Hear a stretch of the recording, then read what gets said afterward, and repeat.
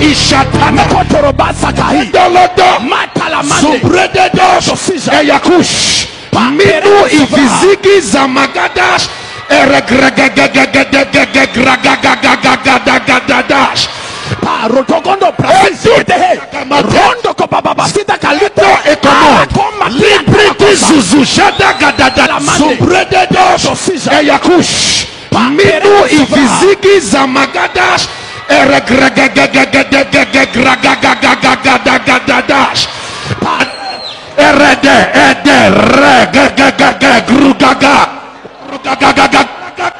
ishatana dolodo subrededo eyakush minu ifiziki zamagadas eregragagagagagagagagagagagagagagagadash rotogondo rondo kobaba sita kalito ekomo libriti zuzu shada gadada subrededo eyakush minu ifiziki zamagadas eregragagagagagagagagagagagagagagagadash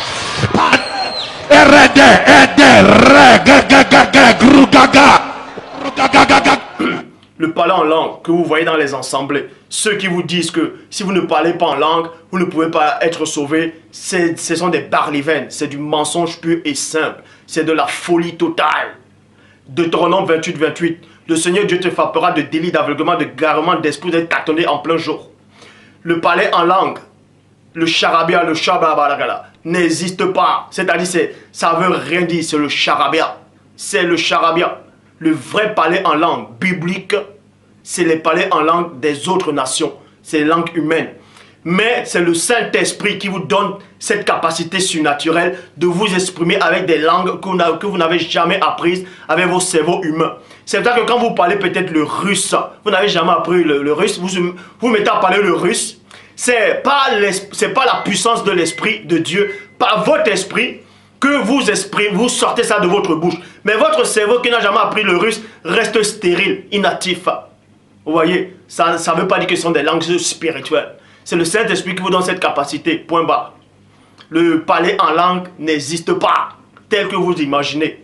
Donc tous ceux qui disent que le signe qui montre qu'on est baptisé du Saint-Esprit, c'est le parler en langue, c'est complètement faux. C'est complètement faux. C'est complètement faux. C'est complètement faux. Paul de Tarse, quand il était baptisé du Saint-Esprit, c'est-à-dire quand on lui a imposé les mains, le baptême du Saint-Esprit, on l'a baptisé du Saint-Esprit. À ce moment-là, nulle part écrit qu'il a parlé en langue. C'est pas écrit. C'est bien après. C'est bien après que Paul avait la capacité de parler en langue. Plus c'est déjà c'est quelqu'un qui était beaucoup instruit, il apprenait beaucoup de langues.